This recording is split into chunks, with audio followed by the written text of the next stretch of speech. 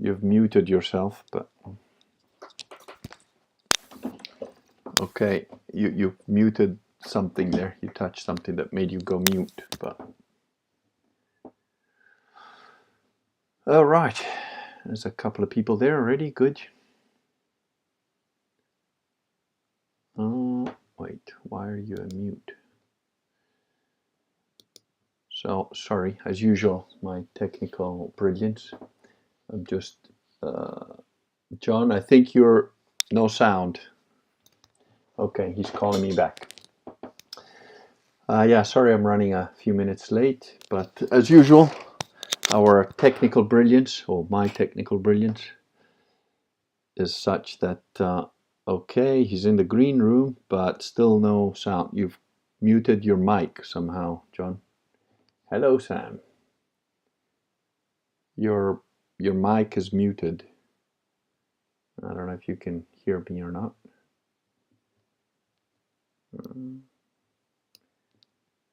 Yeah, I don't have your mic. You've muted your mic, not me. Hello, Caleb. All right, there's a couple of people in. Sorry, just bear with us while we figure out. Yeah, he's gonna call me back again. I don't know. So John is John Carter of Barsoom, which is a blog on Substack, and he had a pretty interesting post. Still muted.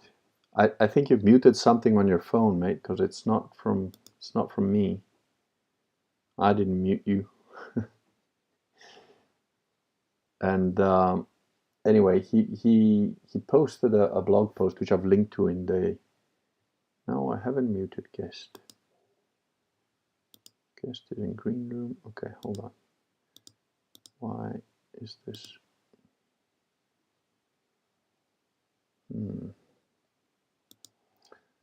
I don't know.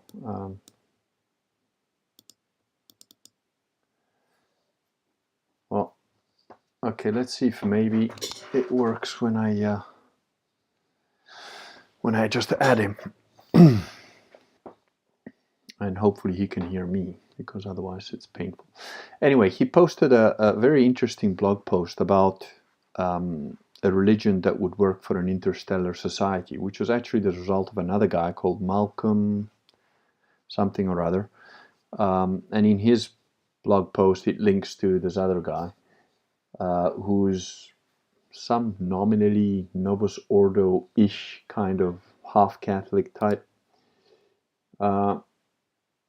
John, I think if you just hide your face and then I'll add you in, and then maybe that will sort out the issue. It may be that you're muted because it's because I'm live now. I don't know. So I'll wait for you to put the. Okay, perfect. So I'm gonna add you now. So John is camera shy, so we'll be looking at his ceiling, or no, that's right, the book. Perfect.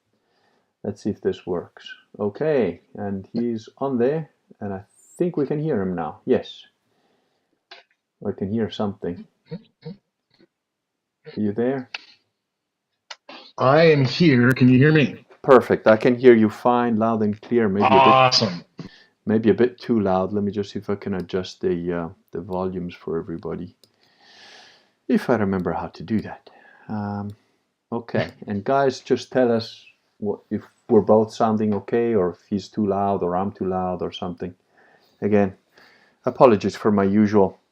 I'll drink this prosecco quickly. That'll give us an excuse for my shitty technical abilities. But yeah, John, just say something so that we can hear your voice. Something. Yeah. Okay. Oh, it's good to work with another autistic person. So literal. So, yeah. Anyway, I hear you fine. Hopefully everybody can hear you fine. And the chat's getting filled up pretty quick. So yeah, I've put a link to your Substack post where you discuss this interstellar sort of religion. which was I think originally that was discussed by a guy called Malcolm. I forgot his surname. Malcolm Collins. That's it, Malcolm Collins, who was talking with some lady who was dressed in very traditional clothes. I don't know who That would she was. probably be his wife, Simone, if I had to guess. Oh, that's really odd then that they're sort of talking to each other via. Okay, that I would have never guessed that. But anyway, Malcolm seems like pretty deep into the spectrum as far as I could tell from the 10 minutes or so that I watched. Oh, cool. The sound is good on both ends. And I don't agree. He's sort of like pick and choose. His attitude is like, oh, well, if we have an Abrahamic religion and I can pick and choose the bits and put one together that will work for an interstellar society, which I thought was ridiculous. But I wanted to have your take on it first because I think you've got a very interesting blog. You do very long form stuff, which I find quite interesting. You've done some. Yeah, thank you. You've done some guest posts, actually by a lady, a Zoomer girl, that discussed the problems of being like a young woman in today's sort of society, and I thought it was excellent. I've referred to it before. Zinnia is absolutely brilliant. Yeah. Yeah, that's a fantastic piece. I agree. So yeah, I don't know. Give me your take on what you think. I mean, first of all, maybe give us a little bit of background if you want. I don't know how anonymous you want to be, but like, if you've read anything in my blog, you'll know I'm a zealot, hardcore sedevacantist Catholic from a lifetime of being just a hedonist mostly. So I'd like to have your view on where you're coming from with this. Yeah. Okay. So yeah. So I'm John Carter. I write the blog Postcards from Barsoom. Uh, where am I coming from on this kind of question of imperial interstellar Abrahamism? So Very good. Yeah. yeah, there's it's not really necessarily like a short answer to that. No, of course. I certainly wouldn't describe myself as like a practicing Christian. Okay. I would also not describe myself as especially hostile to Christianity. Um,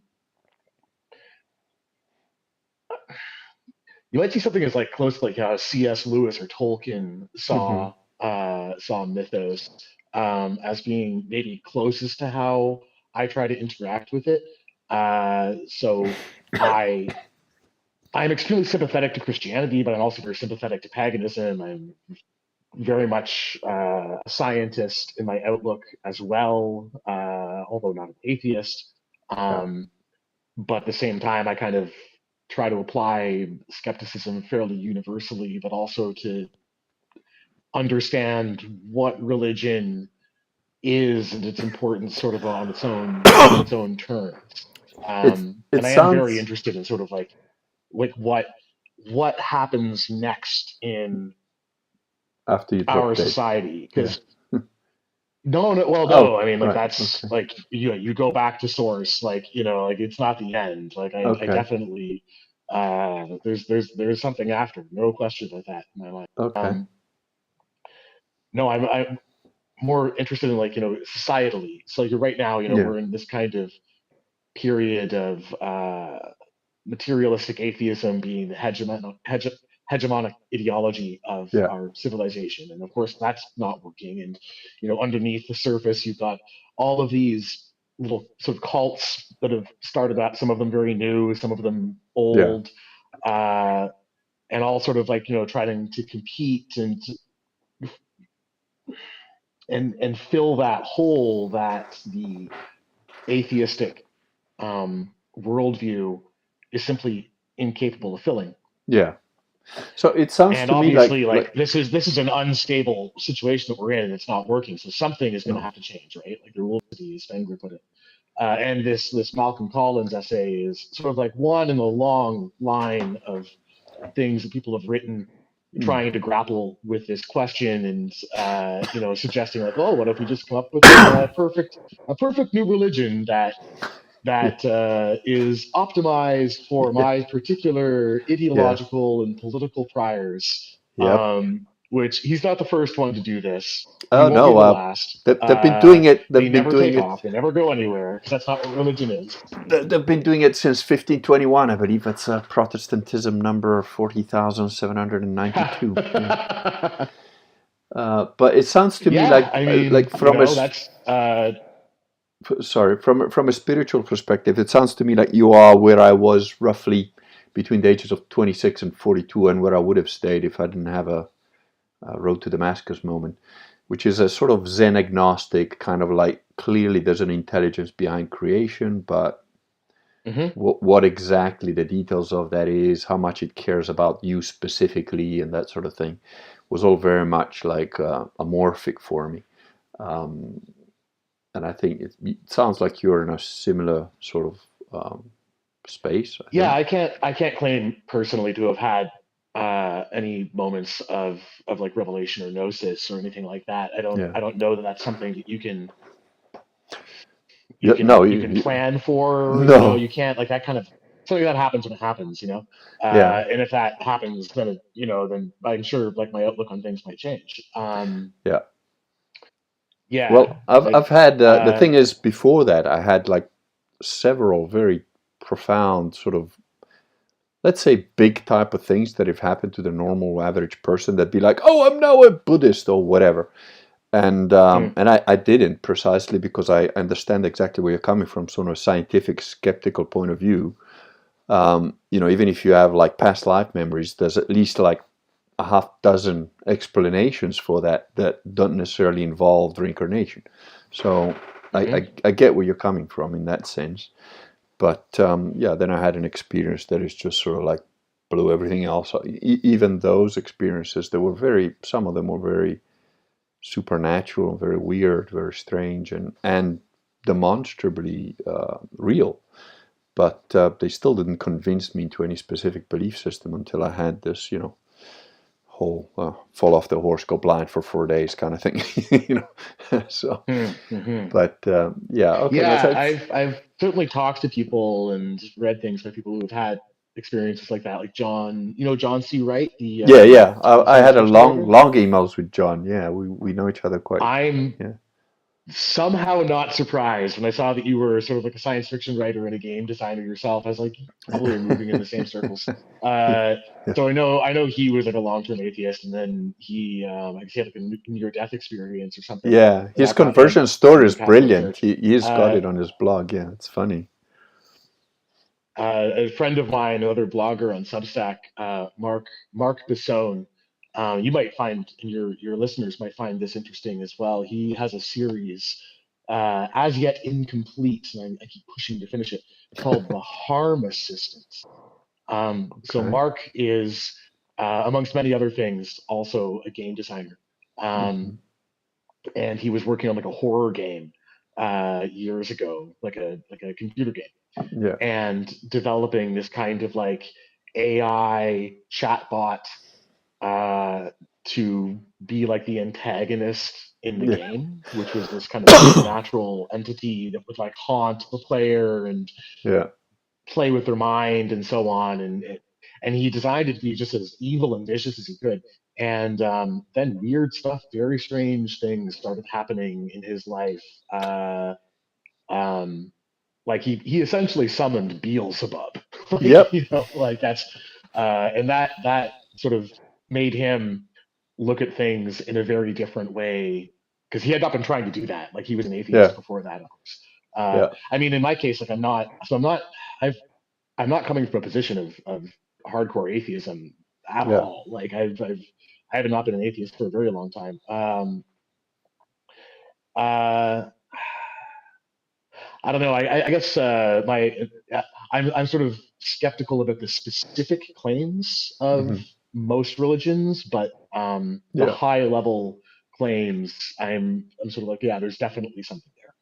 yeah, And like my sort of skepticism kind of comes in at the level of like I don't trust priests, you know, like yeah. I don't trust people who write things. And I'm like, yeah, a lot of our history is fake, and Well, a lot of our history is fake. That's a fact.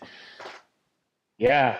Yeah. Well, that's sort of the thing. And then it's like, okay, so insofar as that's the case, then how do you sort of cut through that fog, and get to like the real core of what's underneath, of what like really matters at a deep level? And I mean, I certainly think that like I think the Christian church is, like broadly speaking, maybe not the church, the religion, the faith, broadly speaking, is much closer to metaphysical truth than any of the alternatives, and like at a Yeah. far more sophisticated intellectual level as well. Yeah. Um, that does not imply that it is the final answer, if you get me. Well, yeah, I get where you're coming from, but so just to that's thanks for giving us a bit of background of how you see it. Now, I think that Malcolm Collins' idea of like an interstellar religion was, like I said, a sort of pick and choose Christianity, where you take a bit of Yep. Catholicism, a bit of Protestantism, a bit of, well, it's really a Protestant religion. It's the Michael A bit of Collins. Judaism. He actually Yeah. had another follow up post where he mentioned using Judaism as the backup religion for his Yeah, it kids or was something. just So like like backup religion. Like, what are you talking about? yeah. Well, the thing is, like I don't. People may not know this, but there are several. Well, if you read the Talmud, it's pretty obvious, and if you sort of listen to what some very preeminent rabbis have said in the past about what the current Judaic religion actually worships, it's just a tad incompatible with Christianity. What with them Just a bit. worshipping, Just a bit. just Yep. kind of worshipping the other guy, So it's just yeah. So yes, but I think to be fair to him, Mr. Collins is a young guy, and he's probably still finding his way. And I can tell I from think the he's very well intentioned. I don't yeah, have any hostility towards him. Like, I no, I think don't. like he so fundamentally, like if your listeners haven't um sort of like heard of him before, because we just kind of Yeah, left a lot of the details on the cutting room floor there, in the unspoken context. So I mean, his main thing, he's a natalist, right? He's very concerned about the low birth rate, and that is a valid thing to be concerned about. He's not the only one who's worried that people aren't having babies.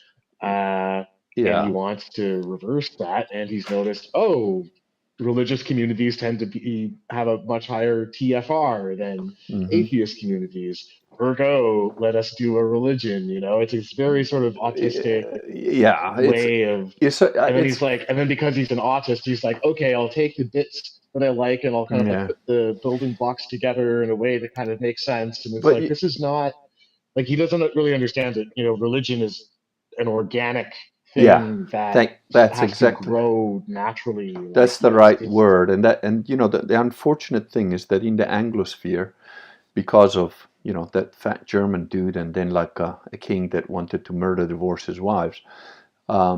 What's happened is in the Anglosphere, Protestantism is the general zeitgeist of English-speaking nations, and the unfortunate thing about Protestantism, apart from the fact that it is, of course, a schismatic, satanic thing. But we'll just I'll try and tone down my real feelings about it. And the thing is that the terrible thing about Protestantism is that it promotes and really expands the idea of a method of thinking that is essentially binary thinking. It's good, bad, black, white, yes, no. It's very limited, very, very limited. While Catholicism has got definitely lines. There is such a thing as good, wrong, bad, whatever. But it's a much more, like you said, organic, a much more human religion. It's much.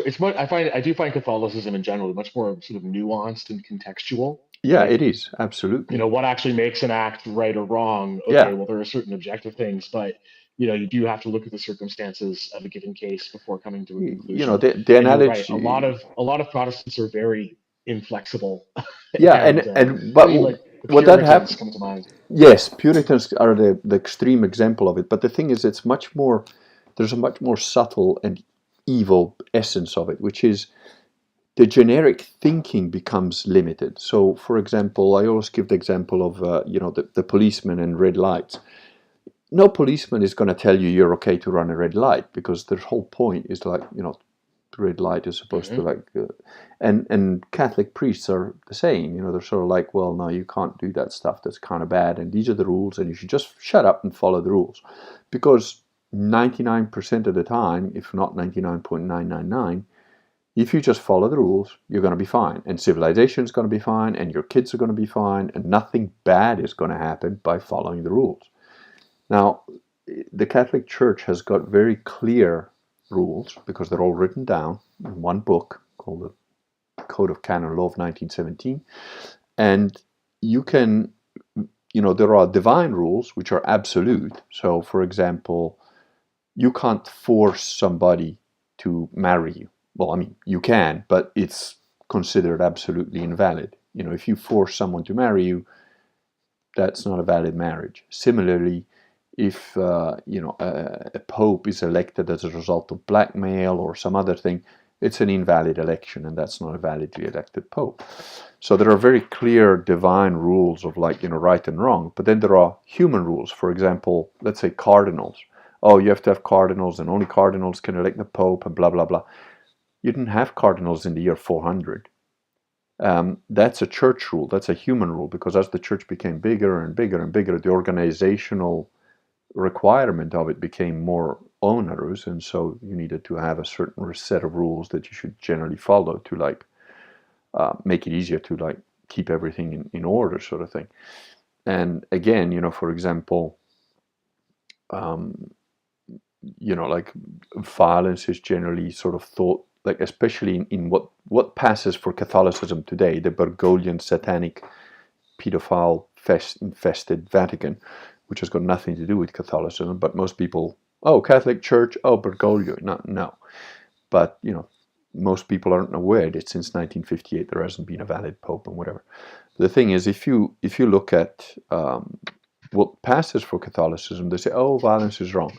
That's not true. In actual Catholic thought, the defense of innocence or yourself is actually a duty. So if you're a Catholic man, and somebody's about to cause violence or do violence to even a stranger that is just happening before you, it is actually your duty to do something to stop that, including and acceptably preemptive violence. So you don't have to wait for the guy to shoot first. You got better reflexes. You figure he's doing some bad just shit. Think about the conquistadores, when they came into Central America, and they found human sacrifice all over the place, and they were like, well, yep, let's kill these people. Go on.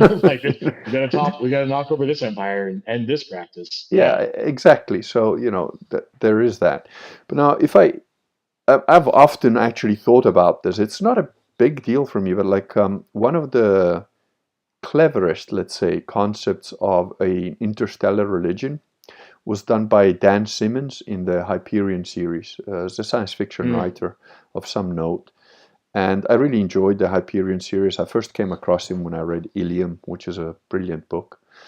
Very well-read guy, obviously well-known in the classics and so on. And funnily enough, his idea of an interstellar religion is essentially Catholicism spread out by the Jesuits, who they've found this kind of alien thing, which is a symbiote, which they attach to themselves, and then you can travel, to other stars by the acceleration is so big that you just get mushed into jam. But the symbiotic alien thing rebuilds you. So it's you get killed, but you get rebuilt by this symbiotic thing, which has got kind of a cross, thing. So that's how you travel through the stars. That's how the Jesuit priests or whatever travel through the stars, with this symbiote thing.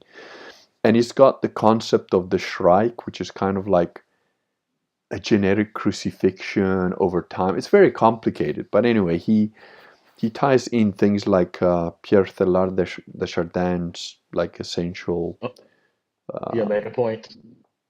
Yeah, and the thing is that Pierre Teilhard de Chardin was an arch heretic, but because I was so far removed from Christianity, it actually brought me a little bit closer to to Catholicism, funnily enough. So, while his idea is very science fiction-y and not particularly viable or whatever, it's interesting anyway. But a much better version of an interstellar religion, which is actually Catholicism, was written about 50 years ago by a guy called Paul Anderson, who wrote a book called The High Crusade. Very enjoyable book, very well written, funny, entertaining, and yet serious at the same time. It was really quite a clever book. And I found, I thought about this I thought about this before I was even anywhere remotely Christian, and I've always thought there's absolutely no dichotomy. There's no problem with Catholicism in space. I don't see an issue there at all. But maybe some of the listeners can throw some objections if they have any. Well, it's actually, thinking about this, obviously most science fiction of the interstellar sort of space opera or hard SF variety, Yeah. religion plays no role whatsoever. And the usually when it is invoked, it's in this very sort of hand-fisted, clumsy kind of fashion. It's also true of most high fantasy, for that matter. If you look at like George R. R. Martin's treatment of religion No. and Okay. Song of Ice and Fire, right? Like it's just so bad.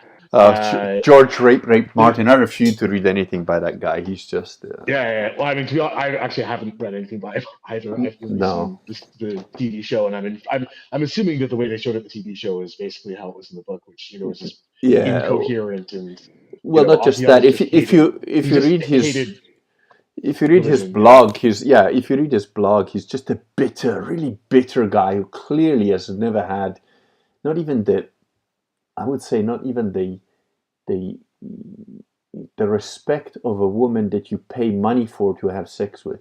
He hasn't even had that. It's he's so ugly and bitter and just wrong about everything. He is the physiognomy in his case doesn't. It never lies, and it definitely doesn't lie in his case. But so then if you look at I'm like working my way through Brandon Sanderson's Cosmere right now, and I find his treatment of religion actually to be like far more. He's very Mormon, of course. It's not surprising. It's far more sort of thoughtful and realistic in the way he shows it shaping the society. Dune, I think, had a kind of interesting take on religion. Where you're kind of, and it was actually very nuanced in Dune. It's one of the things I liked about it, is that on the one hand, there's very obviously something deeply real there, both at the societal and kind of emotional level. Although Dune was I think originally Dune, Frank Herbert's Dune, was kind of like a Muslim take for Christians that weren't really aware of Islam at all, kind of thing. Yeah. There's obviously, I'm not saying it's Catholic at all. I'm just saying from the broad spectrum of religion. Yeah. What I found interesting in Dune is that there's aspects where it's clear there's something very real to this religion, right? And in the fact that he really is the Kwisatz Haderach, he really is able to see time. But at the same time, it's also very true that the B'nai Gesserits have been screwing around with people's societies by implanting little mythemes in them and just kind of using religion to do social engineering, right? All over the empire, as a social control mechanism, as a way of benefiting themselves and such. So he sort of shows it's not so simple as it's all true, and it's not so simple as it's all bullshit. It's there's elements of both in there, and it's sort of, and that actually makes it even more powerful.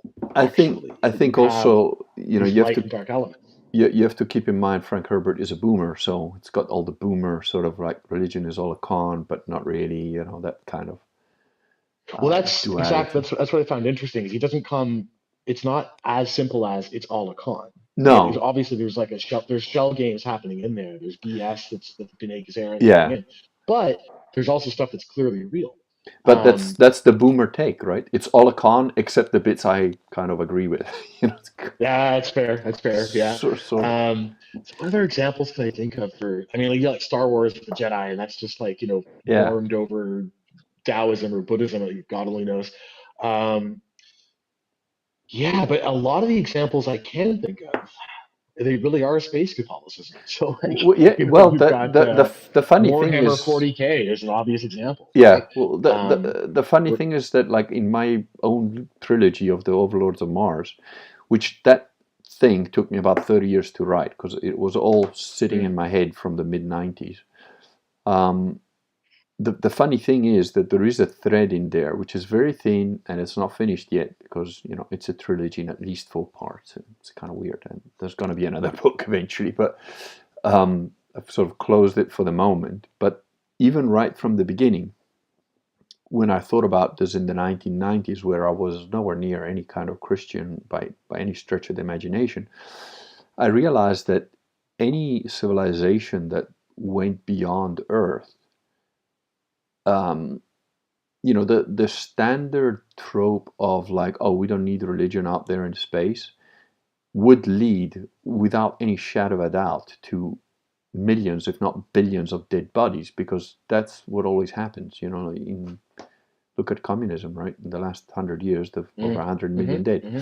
So as soon as you try and remove religion and just like, oh, we're scientifically, well, no, because the moment that you remove that kind of reality related to ethics, essentially, which is a thought most atheists don't have. Even for the brief period that I was an atheist, it didn't gel in my head that, like, well, if you are an atheist, then there is absolutely no reason not to do the most horrific shit that you feel like doing.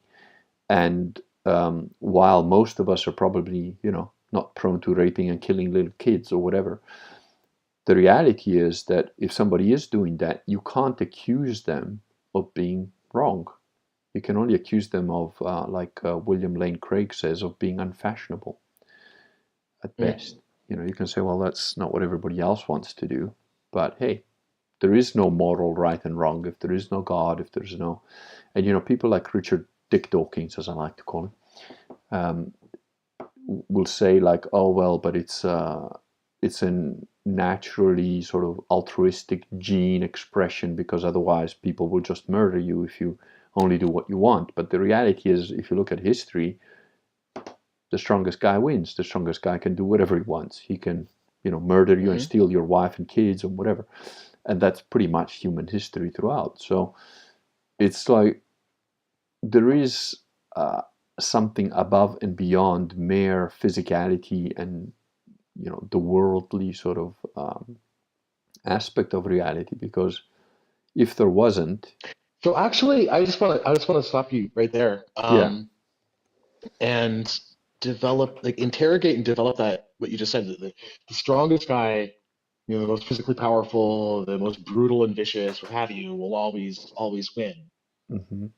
And I think if you look In in theory. history, that's sort of like true at any given time.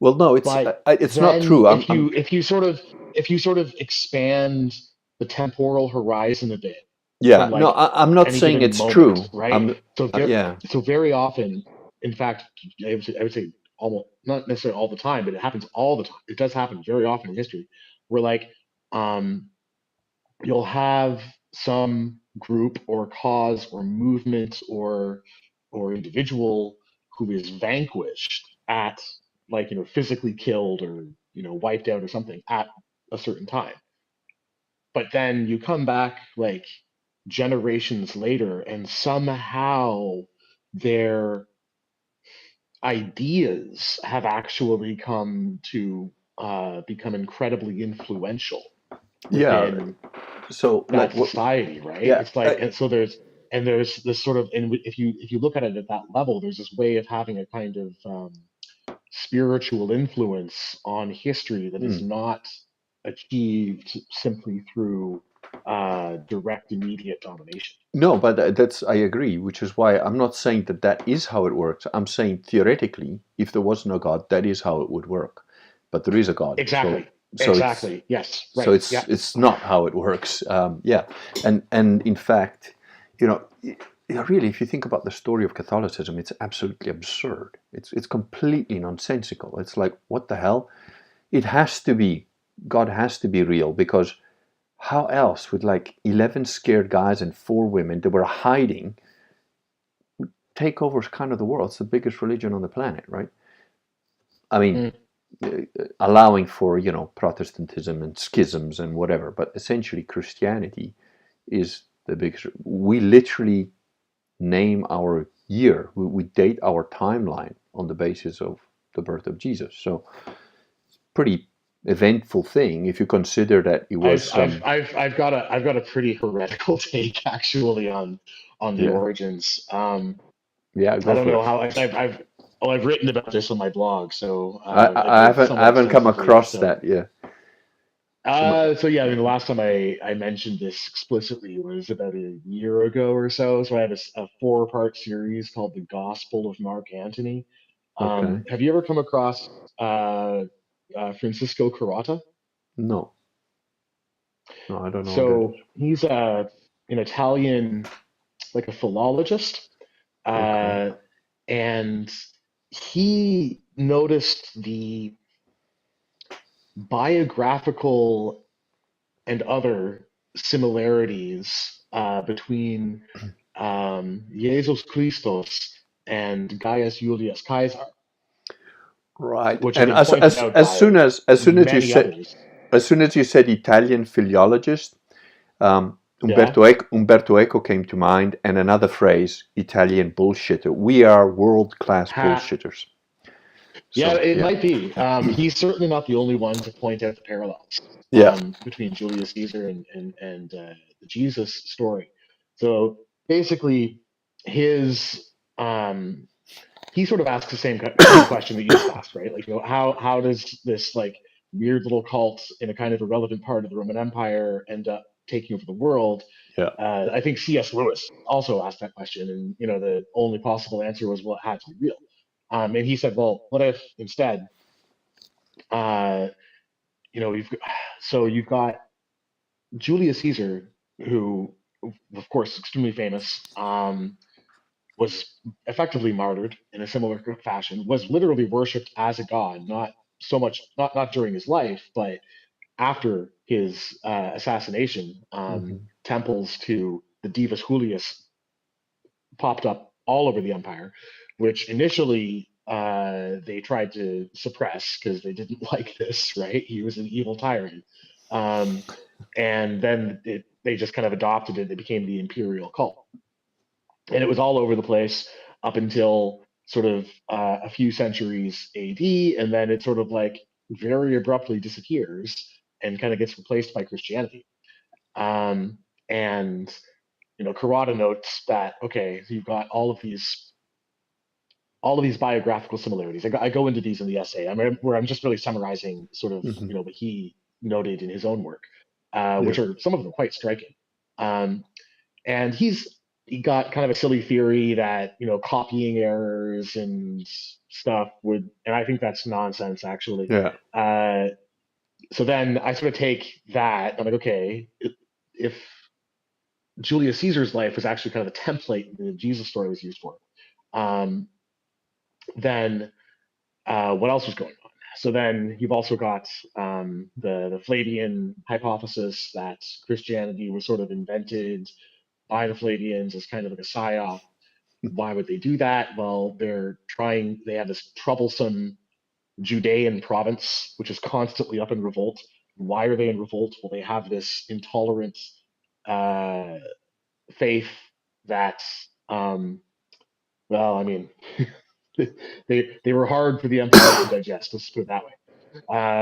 So they basically just came up with Christianity as as an off ramp for them to take after the Judean War. Um, there's another writer, Laura Knight Yadchik, who's just a fascinating sort of revisionist historian and conspiracy theorist and stuff. Mm. Really interesting stuff she writes. So she had a book a few years ago called From Paul to Mark, where she really dives deep into like the the history and textual analysis of like Josephus and just all the primary sources that you could find from that period. And she sort of comes to the conclusion that the Gospel of Mark, which she takes the position that was the first gospel, as does Karada, and I guess that's It was. not necessarily a majority opinion. It's not a majority opinion, and it's not the church's official opinion, but there is a large school of textual analysis that believes. So anyhow, it's not super controversial that you say that. I tend to she takes agree. the position that the Gospel of Okay.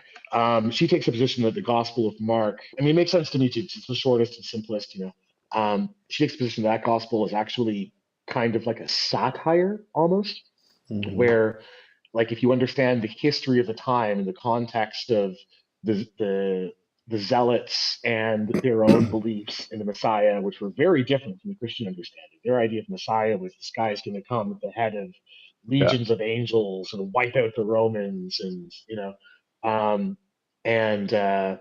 and you can sort of, when you understand that, it's like, oh, and like the apostles are always like, when are you going to make yourself king and kill everyone? And he's like, you're missing the point, guys. It's not what I'm here to do, and I guess I guess Judas apparently was actually one of those expected messiahs of the Zealots. He'd been like one of their leaders, had been martyred or something. So the fact that Judas was made into the great betrayer is kind of like, oh, okay, like that actually, again, like they're kind of making fun of the Zealots. And then there's the moment at the end where the curtain rips open as Jesus dies, and that's like the Holy of Holies, being sort of this is sacrilege going on there. So all of this is kind of, and then of course he's making fun of the Pharisees and the scribes the whole time. So like if you see it as a comedy, it actually makes a lot of sense. So is this? Then it's like, okay, so why would the Romans try to design a religion to like get the Judeans off of Judaism? And then there's the Russell Gmirkin hypothesis, where he does all of this comparison of the Septuagint, Genesis, and so on, to the works of Plato and other contemporary Hellenistic works. And his hypothesis is that basically the Septuagint was not a translation; it was invented in Alexandria in the 3rd century BC, kind of loosely based on Plato, with taking elements from also like existing Near Eastern traditions, with the explicit goal of making Plato's Republic real, by sort of like convincing a population that these sacred rules come from God. You have to do everything the priests say and so on, which is exactly like what he says you should do in the Republic. And I put all that together, right? Sorry, that was really long. It's something I've been thinking about for a while, trying to like, right. So you put all that together, and it's like, okay, so you have Plato, he comes along, writes the Republic. He's got this big school. They're like, hey, let's actually try to do this for real. But of course, you can't tell people you're doing that, right? Because that would kind of, you have to do it, in secret, the noble lie, all of that. So, they come up with Judaism. It works, but it works like a little bit too well, and it ends up being a headache for the Romans, like 300 years later. And the Romans aren't dumb, like, so they're like, okay, we know how this thing got started. So they're like, okay, well, we'll just kind of do the same thing, but we'll give them like an off ramp. So and of course, the Romans, being Romans, they model it on the imperial cult, and then it just sort of like it sort of expands more than maybe they thought it would. So and like because they gave it like a is in broad terms this your heretical take, roughly speaking? I would say so, yeah. Now, the really heretical part of it is that if this broad narrative is at all close to like what really happened, and you would think that would make me be like, therefore Christianity is all bullshit. And actually, if I'm like, I was like, oh wait, if Julius Caesar was really the Christ, like that's kind of badass and cool, and I respect the church a lot more now.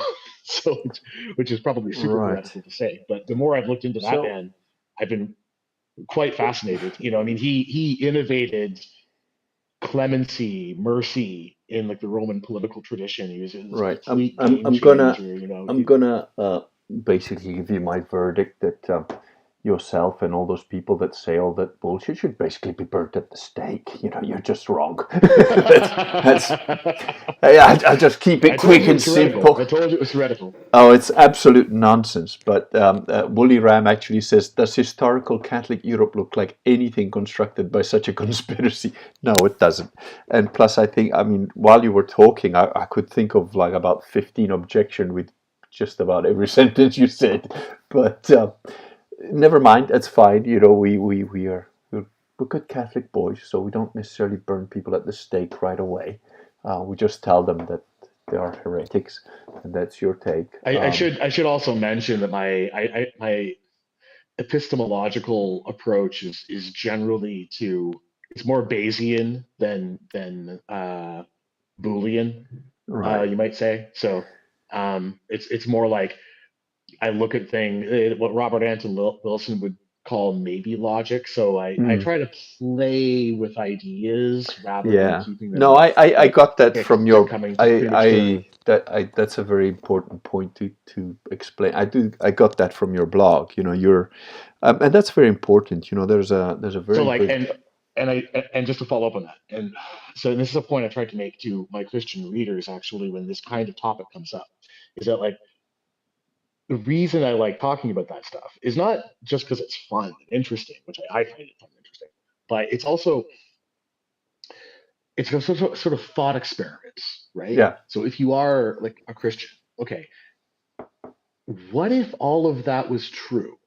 No, I get it. It's that's Would what I that was. would that would that kill your faith, or is your faith in Christ, in the Christos, in the Trinity, in all of that, is your faith so strong that all of that could be true, and you would be like, yes, but it's still true, right? Like Christianity is still true. Well, Like, would your faith in God survive that? And I think it should. For the record, I think it yeah. should. Like, I Well, don't think it should be so weak that no, anyone. It depends on a certain narrative, or I get where you're coming from, and you know, it is important to have people think outside the box. Just generally in life, it's an important thing to have people do that. Now, with respect to what you said, you know, would your faith like change? Um, I've got a different take on it because, you know, I know people that are very good friends now who have come to the conclusion that Catholicism, and specifically Sedevacantist Catholicism, is true purely as a result of logic, because that's the beautiful thing about Catholicism. It's absolutely logical. It is the absolute best Mhm. model for reality that I've ever come across. It explains the problem of evil. It explains pretty much everything, the human situation, it history, is. etc. It's the intellectual faith par excellence. I would agree. Yeah, so you know Yeah. there is all that, but I didn't come across it. I didn't come to that conclusion. Logic only took me so far because I had an Hmm. instinctive rejection of the whole thing, and then I had an experience that I cannot, in any way, you know, share with people other than maybe tell them about it. But it's got no, um, how can I say? I've got no empirical objective evidence that I can share with people about it. It was certainly objective for me, but ultimately, when I tell people about it, it's sort of in a different. It's not objective for somebody that would be looking at this. But the thing is, in terms of my personal experience of it, pretty much nothing is going to shake my faith in that, and I do not at all believe that, you know, what the situation that you said, it doesn't fit with what I know of like Christian history. But aside that, putting that aside for a minute, it's just not really. I've had empirical evidence beyond that little experience, you know, like for example the concept of prayer, which I talk about quite a bit, is that because I'm sort of a scientist type guy, I've always looked at the concept of prayer as something that like can be tested, and it is tested. And as far as I'm Hmm. concerned, the testing of it has been 100% successful. There's a Hmm. methodology to it, which I talk about. I've done videos on and whatever. But yeah, so I don't see, like I see what you've talked about and so on. It's just the usual mishmash of Gnostics trying to like attach themselves, or it's Hey, some of my best friends are Gnostics. yes. But no, what you said there, I think, is actually really key, right? So I mean, like, we have historical narratives. Knowing which narrative is true is almost to a certain degree a matter of personal aesthetic choice. And I'm not trying to be like a model nihilist here, right? It's Yeah. more just that it's going to be fuzzy, right? But then there's what is empirically, experientially Mhm. verifiable in one's own life, right? And that's a very different, and sort of more imminent, and at the end of the day, kind of the most important thing is, like, can you observe the benefits of that way of looking at the world? So, like, or interacting with the world. And you're absolutely correct. Hmm. So, like, that's sort of the thing that is most important. Another so An argument that I make a lot of the time when I'm dealing with sort of materialist monists of the type who are like, it's all just, straight up Darwinism and so on. Yeah. Um, Math it's doesn't all just work. blind mechanism. Yeah. Yeah, no, no, totally. I'm not even talking about that level. It's something like that kind of like blind mechanistic way of looking at things. Yeah. What Steiner would call the archaemonic spirit, the kind of rules so many minds these days. Uh, and I'll be like, okay, there are at root fundamentally really only two ways of seeing the world. You can see the world as intrinsically possessing mind, or you can see mind as being some kind of illusion or epiphenomenon, or whatever, right? Um, Well, okay, I would which of say these is your actually I true? would say your Protestantism is showing there. Only two ways, black and Maybe white. a little bit, maybe a little bit, but like, Yeah. it's like how do you distinguish between which of those is true? At a philosophical level, It's you really absolutely easy. can't, Really easy. I've always because you can't prove that you are conscious to anyone who is determined to believe or to remain skeptical that you are conscious, no, right? I And it's the same absolutely for can prove that. any. I absolutely can prove that, John, and I've done it many, many times, especially with journalists when they come up with this stuff. And I use coffee tables generally because it's usually somebody's lounge, or at a show or Okay. something. And I ask them if they will like to volunteer for my reality experiment of grabbing them by the hair and smashing their face against the nearest coffee table.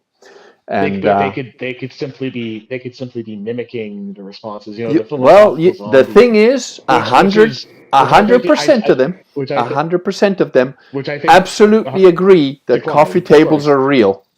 It's Yes. incredible, but it works. No, no, no, no. Yeah, yeah, yeah, yeah. No, totally. But like, I know a lot of people who, like, they will take the position that, like, ultimately mind just emerges from matter, that the ground of being is just atoms in the void. And does it The matter? thing, right? And so, but the point that I was going to make, though, because that's, it's not how I see things at all, obviously, but uh, Sorry, Sam you is have a asking. situation where, Sorry, Sam is asking sorry, whether with one of the guys in the chat is asking whether you can read the comments here. I don't know if you can. nope, I cannot, I'm Okay, sorry. I'll read Um, them. I'll read them for them as they shoot them up. I'll read them out for you. yeah, no, if one comes up that's relevant, like, yeah, bring it up. Yeah. But, like, so if you have a situation where, like, you can't sort of distinguish philosophically between two positions, in a sort of empirical fashion, uh, then another question that you can ask is, okay, well, how does it affect the way I interact with the world, if I adopt one or the other of those ways of looking at it? And if you adopt that sort of materialistic way of seeing things, where everything is, it's the dead universe, um, well, what comes out of that is usually terrible.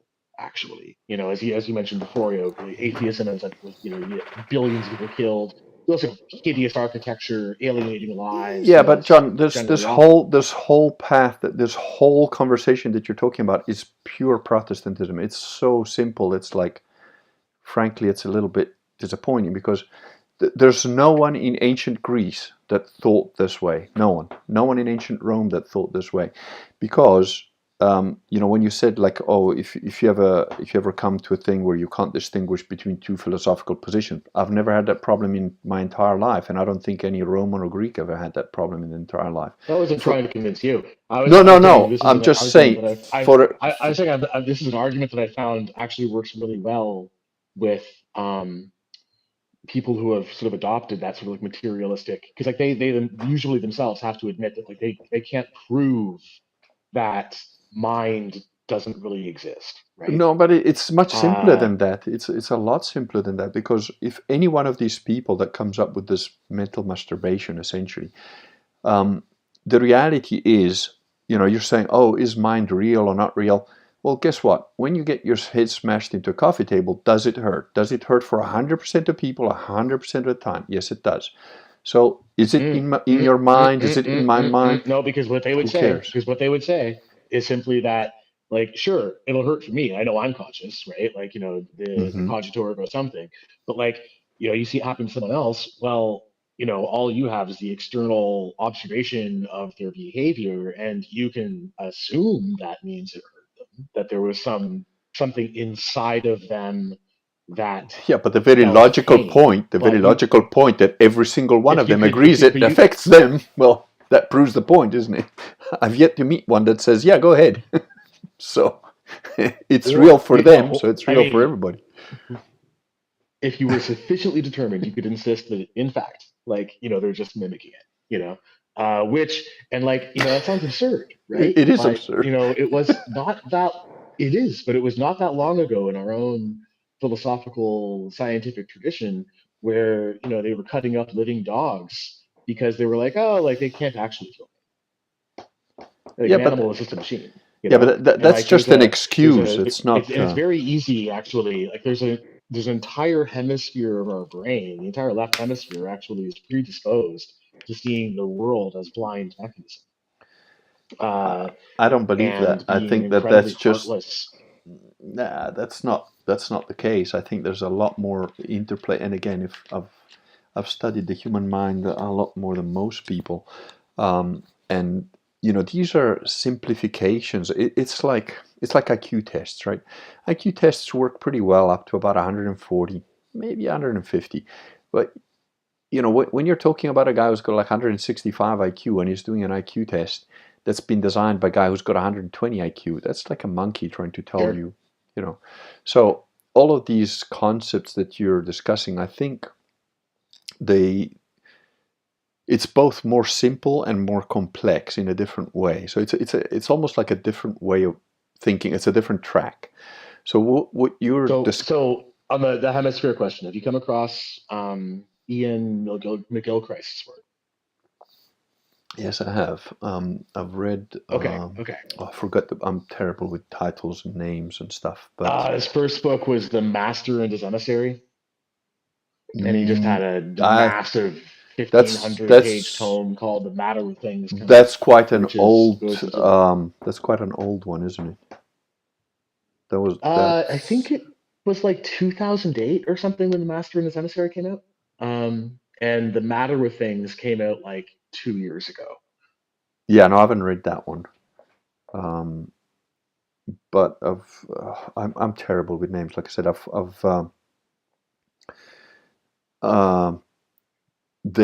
the one that I can't remember. There's a lady that wrote Rita something. I can't remember the name of the book. I've got it downstairs if really you need. And there's a bunch of them that I read on. They were quite not that old about neurobiology and so on. And then my own Mhm. experiences again, which are related to martial arts and stuff like that, because the human mind affects the human body to an extent that honestly neurosurgeons haven't got a clue of how much it affects it. I've got a clue because Hundred of what I've percent, seen. 100%. For the record, So McGilchrist will be the first one to agree with you. yeah, so the thing is, yes, you can say the left hemisphere, the right hemisphere, but there is an intrinsic depth to the human experience that goes beyond the mere mechanistic aspects of neurobiology. I wasn't So talking about mechanism at all. yeah, so even if you're saying, oh, let's say you wipe out the right hemisphere and now you only have a left hemisphere, the guy, that wouldn't necessarily make somebody completely unempathic. So Well, a lot of the neurology that he bases his argument on is precisely coming out of um, fairly detailed studies of like case studies as well as sort of like large statistical studies, every kind of study he's drawing on, where comparing people who have had localized damage to one yeah, or the other hemisphere, yes, I'm stroke or what aware. have you, some kind of mechanical injury, Yeah, uh, or also split brain patients yeah, whose corpus callosum has been severed, yes, and in from which case they're able to, with some clever methodology, give personality tests to the different hemispheres sort of independently. Um, and the sort of pattern that has emerged from all of that, from sort of weaving together just hundreds of strands of information, uh, all sort of like independently converging to like this kind of picture where the left hemisphere is sort of optimized for the instrumentalization of reality, which involves a certain degree of like seeing things in terms of simplified models uh, uh, and yes, I mechanism, I agree, and not but really thinking about the depth behind things. Whereas the right hemisphere is sort of the one that's sort of like more looking at things in their relationship to the whole and their full depth and complexity. And it's the entire thing is very nuanced, of course. And obviously, I'm going to oversimplify. yeah, Um, but it does sort of imply that we would have the ability to flip back and forth between these two sort of modes, right? One of which being a sort of materialistic yeah, consciousness itself doesn't even exist kind of thing, and like this very almost like schizophrenic, schizo-autist kind of way of looking at things where like you even doubt that your own consciousness is real. What if I'm a robot, yeah. And There's then the actually other some. one, the other There's side of things, it doesn't need to be convinced that consciousness is real. It's like, of course consciousness is real. I'm conscious. Of course the other things are conscious, but and would even extend that to so-called inanimate objects. In other words, would sort of assume that the universe is a mind, the conscious. entire Yeah, thing is conscious. Um, yeah. I don't have yeah. a problem with it. There's actually some comments on this. So Caleb says Protestantism, Protestantism with extra steps. Woolly Ram says Uh, bloody Hume, disconnecting phenomena from experience and causality. And Caleb And Caleb says, yeah, it hurt me, but how can I trust that you're sentient enough to also feel pain despite what you say? That's psychotic. oh no, I agree. It's So, retarded, right? yeah, Like, I mean, like, who yeah. would try? But like, there are people out there who will defend this position, So No, like, no, no, no, it's no, no, amazing. no, Like, no, no, no, no, no. Let's be clear. There are bullshitting gammas that will pretend to defend that idea, but this has none of actually been them my experience. Yeah, that's true. That's none true. of them Yeah, will defend it with their face against the coffee table, which is my point. it's very true. So, No, I'm probably going to steal that, by the way. Next time I'm in one of those arguments, I'm going to see how oh, that goes. feel free. Um, It's and I just want to say on the Hume thing. more. So like, I don't know, a couple of months ago, like I came across one of my group chats. Someone shared this joke, "Which philosopher are you?" test, and we all took it. And I was totally expecting that I was going to be like, more Nietzsche than anything else. Oh, And it turned out that like I was like dominated by Hume, and I was like, I've never even read Hume. Like, what the hell? And then like people, and then people were like, no, man, like I had you pegged as Hume like for a long time, and others were like, yeah, I mean you're an Anglo, like what do you expect? Like, yeah, fair no, enough. I would say that probably fits actually. I don't know. That would be an interesting test. I would think I would hope anyway to fall a bit more on Aristotle kind of line, because I think he had. I was high in Aristotle too, to be for the Yeah, record, and I was also high in Nietzsche. There was not 0% Nietzsche, let me tell you, but like, yeah, I don't. I'm I don't sorry, but know. I don't rate any of the Germans. They just don't do it for. I mean, Nietzsche was like a syphilitic, crazy guy.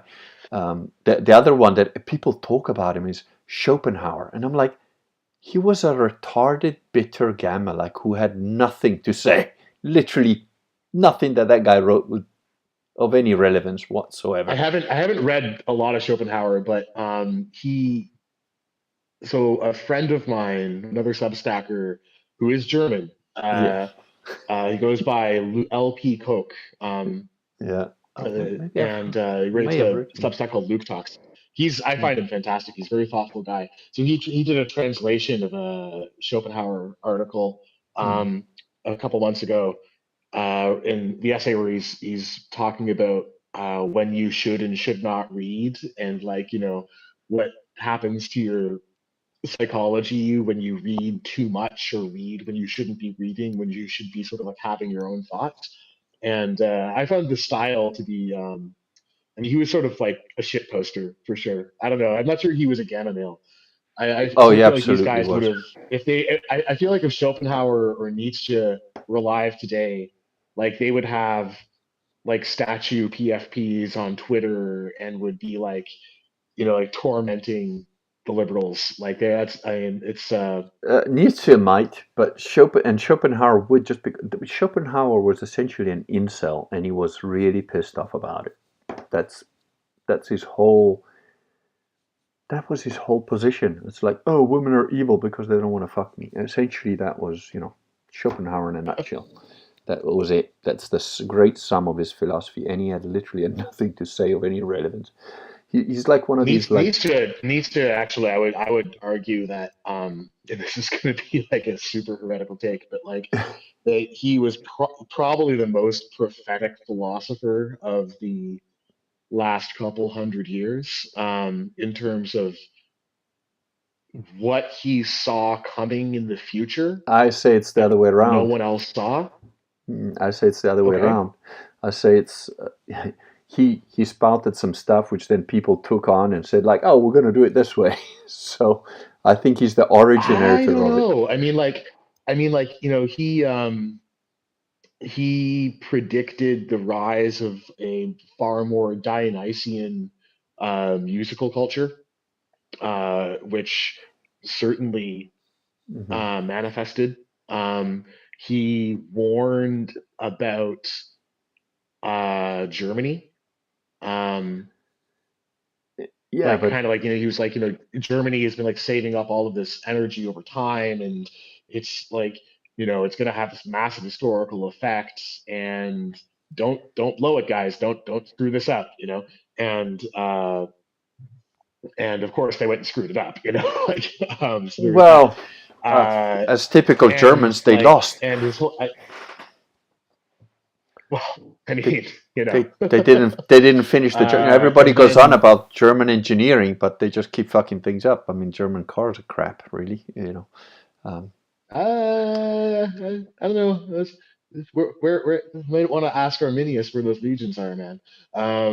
But but well, the and then of course like the nihilism thing, right? People will say that like Nietzsche was a prophet, that he was preaching nihilism, and actually, I mean, that's not really my reading. My reading is that he was saying, like now that God's been killed by materialistic atheistic science, like all like nihilism is the natural result of that, and like this is potentially going to destroy us.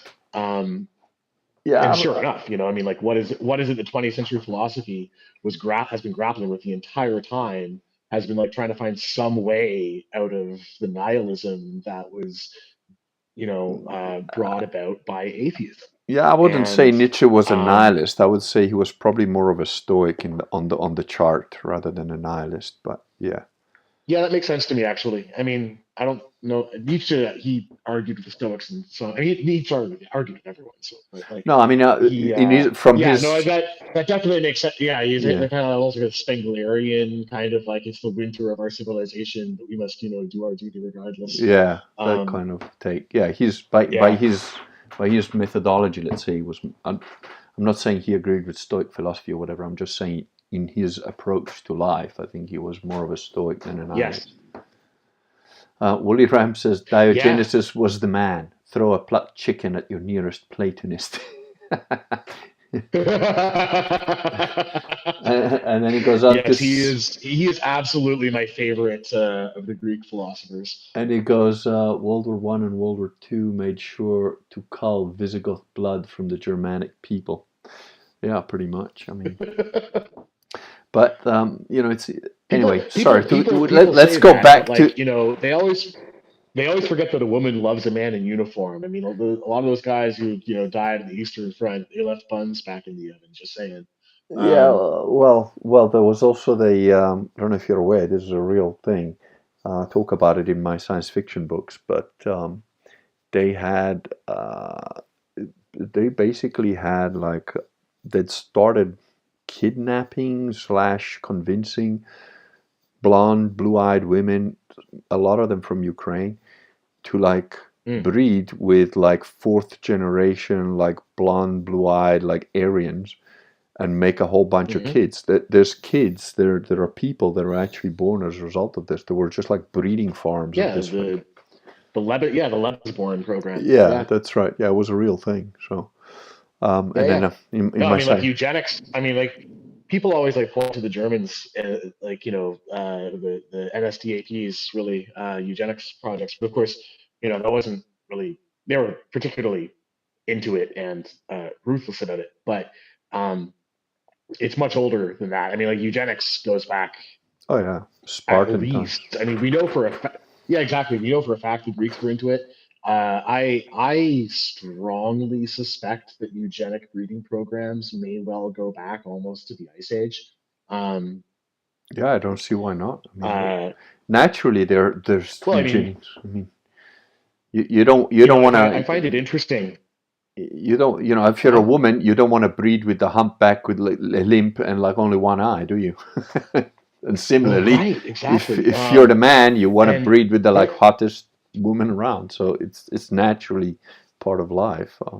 There's a natural eugenics right, to it. yes, yes, and like So and so selective breeding has been around at least for 10,000 years, roughly since the domestication of most of the farm animals, but arguably goes back 20,000 years to the domestication of the dog in Siberia. yeah, Um, I would see no so by problem the with that at time, all. right, and to me it makes perfect sense that sometime between the domestication of the dog and the domestication of other animals, or maybe, after the domestication of other animals, because it was interesting, um, almost, at the same time, almost as though a light bulb went off in someone's head. And they said, wait a minute, dogs are different from wolves because we control the way they reproduce. What if we do that with other animals and plants? And, you know, figured it out. But and of course, once you've done that, you're like, oh, that worked. Well, what if we did that with humans, right? Um, I think that and was then you come, probably then uh, then then you jump forward a few thousand years, and out of precisely the same part, general, I'm going to say precisely the same part, the same general part of the world where all of these species were being domesticated initially, you have the emergence of this new type of Homo sapiens that is physically larger, stronger, can digest milk, has this range of different hair and eye colors that don't show up sort of really anywhere else, uh, well. There's and that then that proceeds to just like I've got another dominate the entire world. yeah, I've got Um, another take on that because it's very interesting if you look at the timelines. So Homo sapiens pops up about 30,000 years ago. The mhm, Upanishads and the Sanskrit stories of Krishna and all those guys also apparently refer to about 30,000 years ago, and apparently okay. so do the Egyptian mythologies, the Aztec mythologies, and the Greek. The Greek mythologies are just sorry, the Roman mythology is just the Greek mythologies with different names, but Sure. the Greek Yeah. mythologies are in large part the Egyptian mythologies with different names, and they're Mm, all the same guys. Like Odin is Wotan is Zeus, and it's also Virakasha. So it's like kind of there is a global thing around the planet that around mhm, 30,000 years ago we had these sky gods that came down from the sky, fought with each other. There wasn't that many of them, And one brilliant book on this is Gene Wolfe's Soldier of the Mist. There's a passage in there Oh where yeah. I've read that. Like long time ago. yeah, it's a brilliant book. So And I there's a see it. passage in there where he basically talks about the gods are not as numerous as you think because they've got many names. And the thing is, if you look at Mars, and I don't know if you're familiar at all with my book, The Face on Mars, which I wrote, almost 30 years ago now. But basically, in my opinion, Mars used to have life on it, and there's ample evidence that it used to have life on it. The face, that's why it's called the face on Mars. It's got the pyramids, it's got The face, the pyramids, the whole ocean. Yep. There's like floods that are like 10,000 times bigger than the biggest floods we've had on Earth. So there was clearly a lot of water and so on. And the survivors of that war, which, by the way, I also reckon destroyed the Phaeton object between Mars and Jupiter. That's why we have an asteroid belt there. And Mars very nearly got to that. I'm the first guy that came up with the idea that the Hellas Basin is an impact crater and the Valles Marineris is a crack. And on the opposite side of it, you've got a Tharsis bulge. So the geology, the astronomy of it, the leftover bullets, Deimos and Phobos, which are both in circular polar orbits, don't naturally happen. All of it indicates that there was. So you're positing like a full-on like war in heaven, essentially. Absolutely, yes. Sometime 30,000-ish years ago, like both destroyed an entire planet, like literally reduced it to rubble, and would have had to actually mostly pulverize it because the mass in the asteroid belt is nowhere near what you need for a planet. It isn't. Which means if it was a planet, it had to mostly be reduced to dust, small enough the solar wind would have cleared it out by now. Which is I think it's very plausible. At the same time, Mars was a living world which just got devastated by this war. And it lost the magnetosphere, which, by the way, when I wrote the book, I posited it as a theory. I didn't know, I said, well, if I'm right, then Mars must have had a magnetosphere at some point, although it doesn't really have one now. And it came out shortly afterwards that it did have. There's evidence that Mars did have absolutely a magnetosphere. And the reason it lost it, which is a friend of mine actually posited it, was like, if you take a magnet and you hammer it, it loses its magnetism. And Mars was definitely hammered. So it's very interesting, that sort of thing. And these survivors came on Earth. Now, if you notice the story of the gods, regardless of whether you go to the Aztec and Mayans, to the Buddhists, to the Japanese, ancient Chinese, Romans and Greeks, ancient Hindus and whatever, these gods, which weren't that numerous, were still kicking the shit out of each other and fucking about with human females, like messing around with their DNA and creating all sorts of, the Nephilim and all that stuff. And they had these flying machines, whether you like it or not. And there are there are cities in India that have the same kind of radioactive signature that you would have in Nagasaki or Hiroshima from. And there's descriptions of the Mahabharata that are so obviously descriptions of nuclear war and fallout shelters and radiation poisoning and all that. So there's a guy who wrote a book. I can't remember the name. Brilliant guy, actually. I spoke to him on the phone a few times, and we just haven't managed to meet up. But he posited that Atlantis was just somewhere on the border of Portugal, which makes perfect sense because according to the Platonic description, it's outside the Pillars of Hercules. And one thing he mentioned is that, like, I didn't know that somewhere around the 1700 and something, a huge chunk of Portugal just went boop, and disappeared under the water with like over 100,000 people just died. It was just like a massive. Wow. It was a massive sort of earthquake, and a huge chunk of Portugal just disappeared. And he talks about an event of a tsunami that happened afterwards, where when a tsunami happens, the water like pulls all the way back for quite a while. And there's apparently reports of this happening, and a few surviving witnesses that said that the water pulled back so far that they could see like hints of a submerged city. And he's been trying to gather up enough funds to have like a sonar go. Isn't it remarkable how, because that's not the only example of, obviously, like there was the Yeah, report of submerged pyramids off the coast of Cuba. You know, the Iwo Japan, Jima off the coast of Japan. Yeah, Bimini. Yeah, and right, and then in other cases you have indications that there things that have been assumed to be mountains, naturally occurring mountains, might yeah, actually be man-made pyramids, yeah. and it's effectively impossible to get the money to investigate this stuff. And in fact, in some cases, the money is withdrawn. So I know in the like when they Right. found the apparent submerged city off the coast of Cuba, like there was actually a National Geographic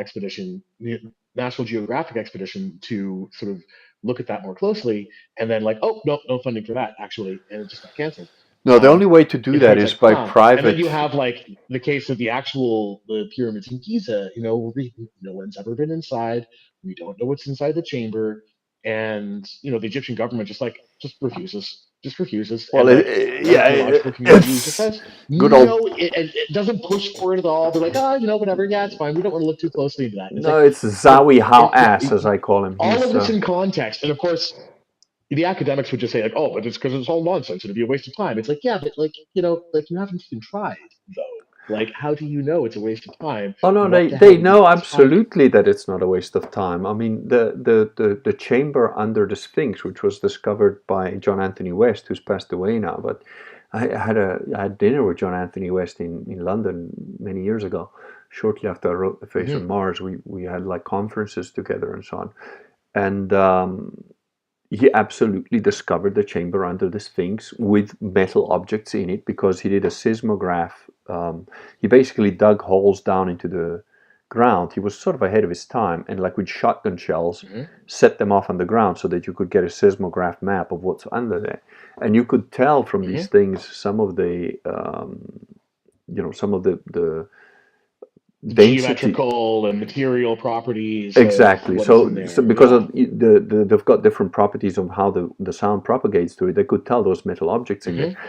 And Mm-hmm. I was actually in Egypt when they started to block up the entrances under the Sphinx because there was a chamber there, Zawi How Ass, and that is how you pronounce it, How Ass. Went in there.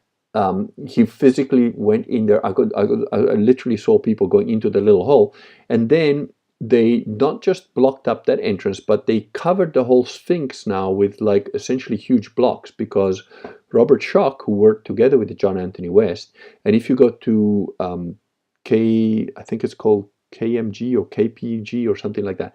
It's the scientific journal of archaeology related to Egyptology. Um, Mm-hmm.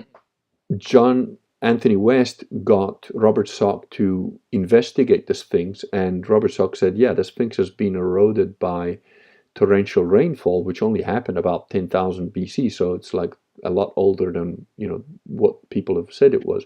Right. That's the weathering guy. I didn't know. I always heard his name, but I certainly Yeah, am Robert Schoch, and familiar he's with that line of the arguing, and it seems quite convincing to me. It's like, here's it's not just weathering. Last time this convincing. had happened was I've 12,000 years ago. I've read Robert Schoch's original thing in KPG or whatever it's called magazine, and then I read all the counter arguments in the same magazine from supposed other archaeologists Mm-hmm. and Egyptologists, and Robert Schoch is actually a geologist and other geologists. And I Mm-hmm. swear to God, it's like if you actually understand what the scientific method is, if you actually understand what a scientific paper looks like, these things were absurd. They were like written by 13-year-olds. They were opinion pieces saying, well, maybe he didn't do that. It's like, what the fuck are you talking about? The guy explained exactly what he did. He explained the ratio of the corrosion by like referencing the type of material that's there, limestone and like these guys were just like, but maybe he got it wrong. Like, what? And you dare to Yeah, put no. this in So a I mean, it's just academia in ridiculous. general, and I don't know, maybe this is kind of a grug take. My professional background, I've spent a lot of time in academia, Oh, um, you poor bastard. and yeah, no, it's but people think it's like a truth determination arena. No, it is not. Like 99% of what gets published in any academic setting is Yeah, just gamma text walls. yeah, That's and all it it's is. Just actually if gamma you text do walls where they're if trying to you like exhaust each other with like tedious like yes things that look like arguments, and like so then someone will come along and like they'll make a very obvious like empirically grounded, logically yeah sound point in a concise, easily understood fashion that like almost anyone can look at and be like, oh, that makes perfect sense. And the response from the academic community is invariably to be like, oh, that makes perfect sense. Huh, okay. It's gamma text wall, like, yeah. to the extreme, like, and yeah, There's only one way to deal with those people, and that is to be absolutely brutal, merciless, and make fun of them. Like, just absolutely yeah, mockery. smash them. Yeah, Yeah, mock them for their mockery. stupidity, their Absolutely. lack of Hmm. education, their inability to do logic, and just crush them. Hmm. And that's the only way to deal with them. It's Yeah, no, I feel like the intellectual community outside of academia is starting to grasp that, because for a long yeah. time it was just sort of, like people were trying to argue with them, and like that No. just doesn't really go anywhere. And like it's just become more gamified over time, of course. I mean, like, the academia of like 100 years ago was very different from the academia of now. Like back then you Yeah. did have actual Yeah. serious intellectuals Yes, there were. Like in in the the academia, 1800s. and That's they almost entirely been pushed. yeah, it's what like if you look at my blog, it's got sort of like this 18th century sort of look to it, and that's because that's when science was still active. It's like Yes, well, when they it's when they had 18th century. arguments. There's no such thing as a scientist in the 18th century. You had natural philosophers back then. This is a Exactly. important distinction. Yeah, yeah, Yeah. but that they were real science. Like if you look at what's his name, Korolev, the Russian physicist, I suppose. He did some amazing Is this work. a Where guy who was doing the work on the nature of time, yes, that guy, like the Korolev. Yeah, mirrors and such? not Yeah, just yeah, the yeah, mirrors, yeah, but yeah, like with yeah. this huge, like heavy objects, like that are imbibed with like fluid, and then he like jostled them, sort of thing, and he got like this Hmm. really interesting result. And some of his stuff, the Michael Morsley experiment, the one that was essentially trying to say, Michelson-Morley experiment. yeah, The ether doesn't exist. yeah, Yeah, we just call it the quantum foam now. But anyhow, yeah, well, the ether does exist, and if you're interested in that, Harold Aspden is the guy to hmm read. He's passed away now, and so is his wife. hmm But no, both really cool I've people. looked into that a bit. I mean, I have a background in physics, Oh, and good. yeah, I'm definitely inclined to suspect that experiment was not on the up and up. Um, No, but the thing about Harold yeah. Aspden is he predicted the charge of the electron to like 7 decimal places before they actually discovered it. And when I met him, Wow. he was already like quite deep into Alzheimer's and whatever, so he wasn't fully there yet. But Hmm. his wife was a beautiful, like proper English lady. Um, really cool people, and so humble. But if you read his books, which are, his wife had asked me to like keep his books free and available. And then when she passed away, she left me a small amount of money from their estate. So I like made it a point to like, I'm gonna do this as long as I'm alive if I can. And actually, a very good Hmm. friend of mine who's also into this stuff, he's actually taken all those texts and he's put it up on haroldaspen.org. So all his books and Hmm. stuff are there as per her wishes. And yeah, it's maybe the way they used to describe the ether in the 1800s is not quite how it is. But another guy that talked about it, who was also recently passed away, Thomas Bearden, it's what he referenced it as scalar. Oh yeah, Bearden. Yes, Yeah, right. his stuff is pretty dense to read. Like there's some parts of stuff he writes that are really easy to understand, and there's some things that he writes that the way he uses language is quite a little bit convoluted, I think. And I think he did that on purpose because he kind of wanted to get to the end of his life normally, naturally, and he lived to 93, I think. So he managed that. Oh wow. But yeah. No, So I strongly suspect that a lot of science and physics among them took something of a wrong turn about 100 years ago. And Maxwell equations. It starts with them because they got truncated by Heaviside. Really, Maxwell? Yeah. If you go to the Maxwell, and Bearden is the one that like got me onto this. If you go to the original Maxwell equations, they're like quaternions, which the math is beyond me. But the thing is, a guy called Heaviside essentially truncated Maxwell's equations because he said, he's kind of a pragmatist, and he sort of said, well, we don't need that stuff because that's just like kind of weird math. It doesn't really mean anything. This is how, if you use this part, you get good results with like plus, minus, and, positive, negative, and energy flow and whatever.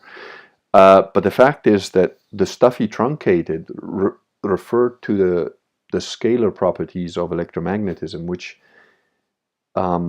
Joseph Farrell talks about the Giza plateau as being like a Death Star weapon. And and I think he's probably right, because you can transmit a huge amount of energy using the scalar.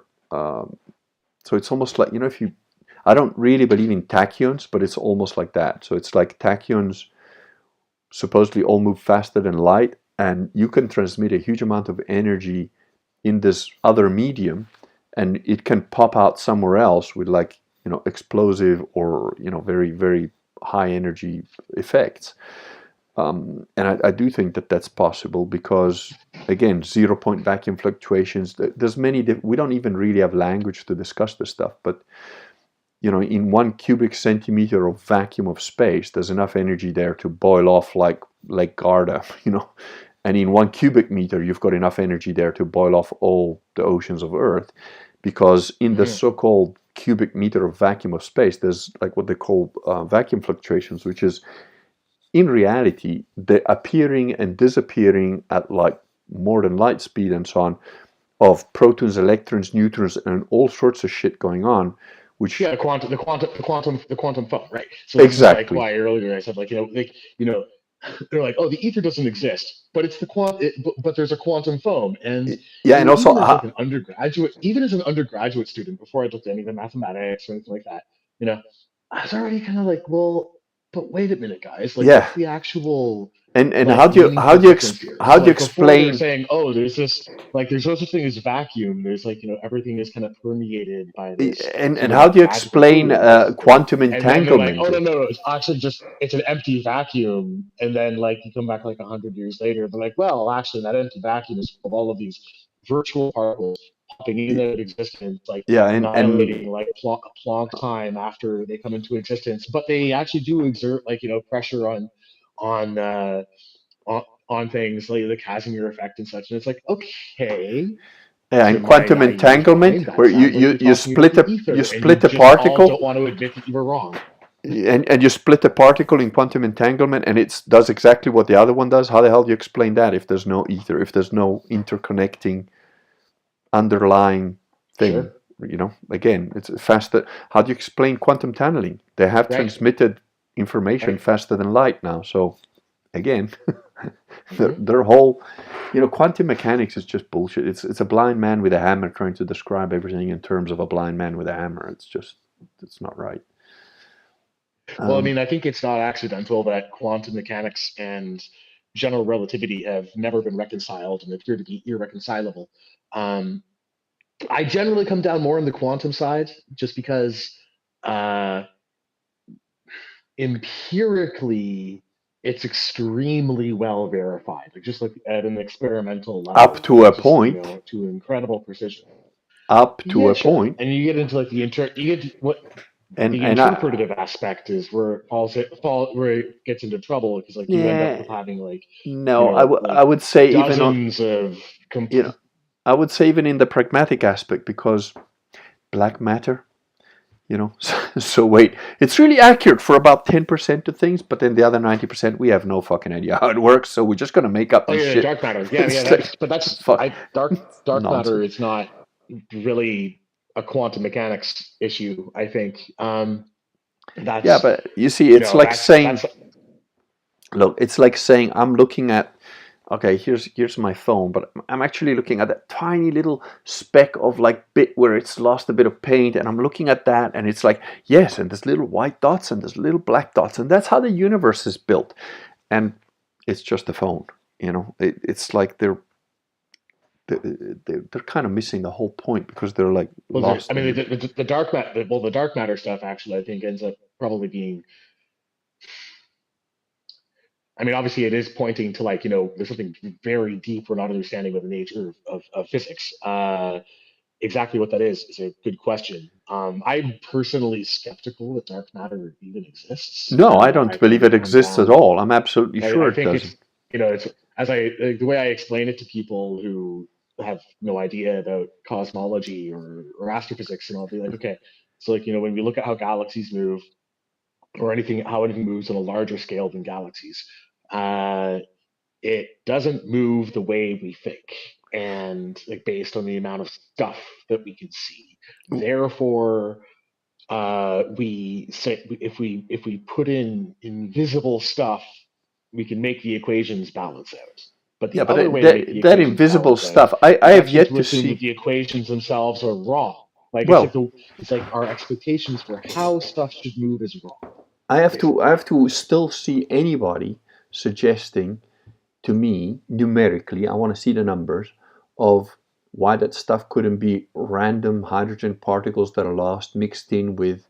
There's another thing. The scalar energy has tension. It can have tensors. So it has tension. It can have an effect on physical matter just by kind of leaking, if you like. Hydrogen gas or plasma. I mean, at that density would probably be a plasma, regardless of temperature. Yeah. Would uh, pretty sure that would show up in radio. Well, I but would know they've it? gone looking for that. I know they've gone looking for that. They've Yeah, gone but looking yeah, but the for way they go all looking sorts for of it is things, and they don't explain to you that the way they go looking for, say, yes, you've got like radio interferometry, you've got like spectral analysis of stuff, but you if that's spread evenly more or less throughout the observable universe, your method of measurement right now is to pick up hydrogen gas around distant stars or in nebula and whatever.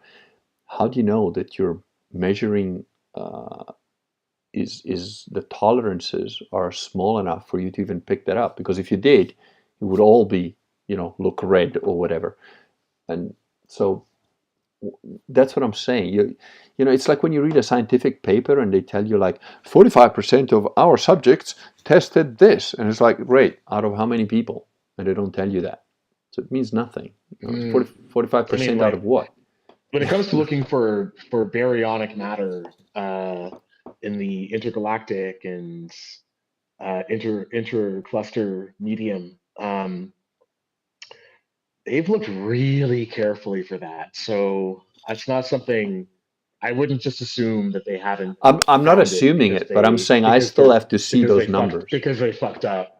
Like I mean, like my experience in astrophysics has usually been that if I'm coming into a problem hot, having like just sort of heard about it and looked at it somewhat superficially, like most of the things that I'm going to think of have been thought of by the people who are like really engaged in that. Uh, So I mean, I when they would say say like they haven't found that they've sort of eliminated most possibility of baryonic matter in the intergalactic medium as being the origin of the non-Keplerian rotation curves of galaxies.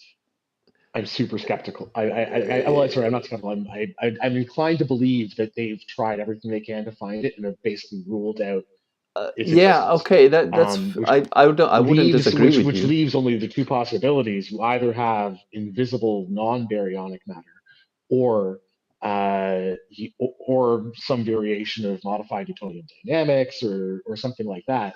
Um, Well, but that's what I'm saying. Actually, You have to.